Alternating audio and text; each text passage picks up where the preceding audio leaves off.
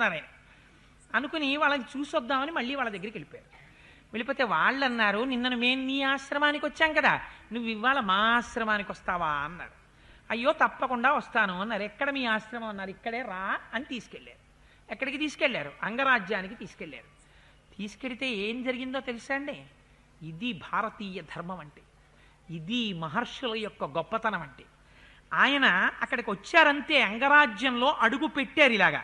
తత్ర చానీయమానేతు విప్రే తస్మిన్ మహాత్మని వవర్ష సహసాదేవో జగత్ ప్రహ్లాదయం స్తదా.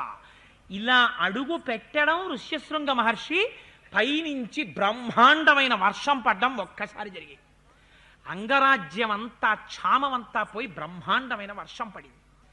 ప్రభు పరుగు పరుగున ఎదురొచ్చాడు, సాష్టాంగ నమస్కారం చేసి, మహాప్రభో మిమ్మల్ని ఇలా తీసుకొచ్చినందుకు మీ తండ్రి గారికి కోపం రాకుండా నన్ను కాపాడండి అన్నారు. మా తండ్రి గారికి కోపం రాకుండా నేను కాపాడతాను అన్నారు. తన అంతఃపురంలోకి తీసుకెళ్లారు.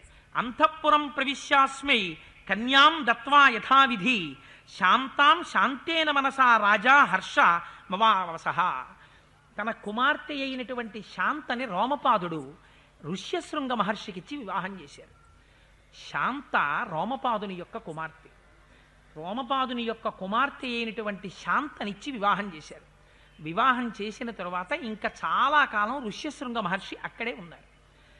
ఆ రోమపాదుడి యొక్క అంతఃపురంలో ఉంటే ఈ విషయాలు సుమంత్రుడు దశరథ మహారాజు గారికి చెప్పాడు.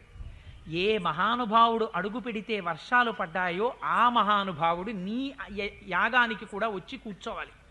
కూర్చుని యాగం చేయిస్తే నీకు కొడుకులు పుడతారని ఆనాడు సనత్కుమారుడు చెప్తే నేను విన్నాను. అందుకని ఆయన్ని తీసుకురావడానికి నువ్వే వెళ్ళాలి. అంతఃపుర పరివారంతో కలిసి ససైన్యంగా వెళ్ళి ఆహ్వానించమంటే పాపం దశరథ మహారాజు గారు అంగరాజ్యానికి వెళ్ళాడు. 7-8 రోజులు ఉన్నాడు. తాను ఎందుకు వచ్చాడో చెప్పలేదు. రోమపాదుడు కూడా దశరథ మహారాజు వచ్చాడని ఎంతో సంతోషించాడు. 7-8 రోజులు సంతోషంగా గడిచిపోయింది. ఇంకా దశరథ మహారాజు గారు బయలుదేరిపోతున్నారు. బయలుదేరిపోతూ ఇప్పుడు తన వంశం నిలబడడం ఋష్యశృంగ మహర్షి చేతిలో ఉంది. ఆయన ఎందుకు వస్తాడు రమ్మంటే? నా వంశం నిలబెట్టడానికి నువ్వురా అంటే వచ్చేవాడా? విషయ సుఖాలకి పడిపోతాడా? ఇంద్రియలోభం